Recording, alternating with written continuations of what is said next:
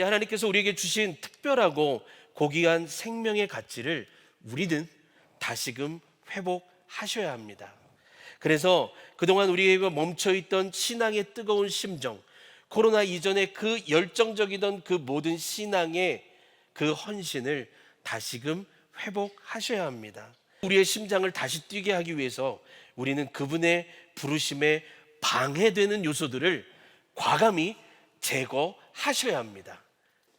보통 이해 안 되는 때에 이해 안 되는 곳으로 우리를 이끌어갈 때가 있지 않으십니까? 정말 내 입장에서는 이해가 안 돼요. 근데 왜 하나님은 나를 여기다 보내시는 거지? 왜 나에게 이런 고난을 주시는 거지? 왜 나에게 이런 힘듦을 주시는 거지? 그럴 때가 있습니다. 왜 이런 힘겨움으로 가게 하시는지 이해 못할 때가 종종 있습니다. 그런데 보세요. 광야의 길을 내신 후에 이스라엘을 애굽에서 어떻게 하셨습니까? 탈출하게 하셨습니다.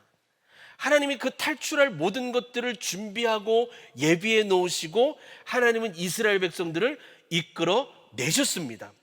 만약 하나님께서 준비 안 되고 하나님께서 이유가 없었다면 하나님께서는 우리를 결코 그리로 가라고 명령하지 않으십니다. 고난을 주신다는 건 하나님이 피할 길을 주셨기 때문에, 하나님이 피할 길을 계획해 놓으셨기 때문에 우리에게 고난 주시는 거예요.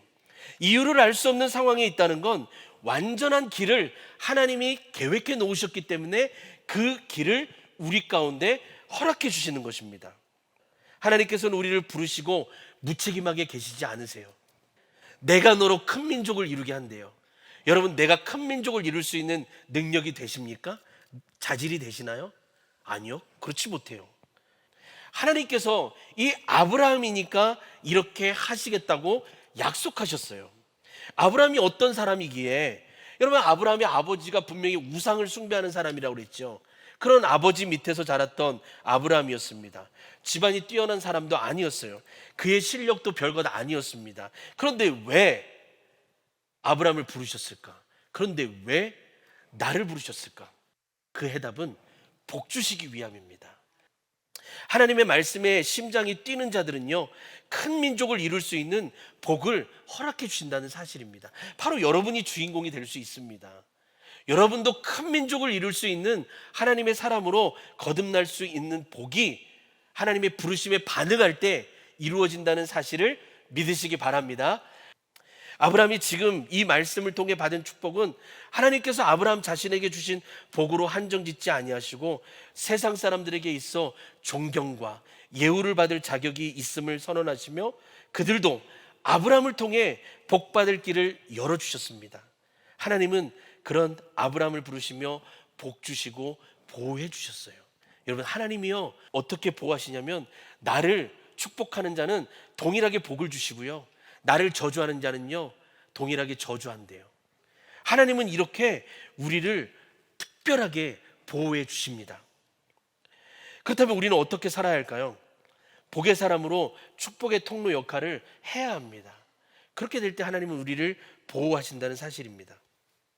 죄악으로 인하여 타락하고 주를 멀리하던 자들을 돌아오게 해야 하며 바벨탑 범죄를 계기로 온 땅으로 흩어져야만 했던 모든 저주받은 자들이 다시금 주께로 돌아올 수 있도록 하나님의 사람으로서의 통로 역할을 여러분들이, 제가 감당해야 선한 영향력으로 하나님의 영광을 나타낼 수 있습니다. 하나님께서 부르신 것은 분명 우리가 해야 할 일이 있기 때문에 우리를 불러주셨고 그 자리에서 우리를 세워주시고 그 세워주신 가운데 하나님은 우리의 영광을 다 받으신다는 사실입니다. 보호하시고 보장해 주시고자 하는 하나님의 원대한 계획, 그 계획이 여러분에게 임하여서 여러분이 이 세상 가운데 선한 영향력의 사람으로 하나님의 부르심에 순종하며 내 죽었던 그 멈췄던 그 심장이 다시금 콩닥콩닥 뛸 수 있는 그 하나님의 사람들, 영향력의 사람들, 그 믿음의 사람들이 다 되시기를 예수님의 이름으로 축복합니다.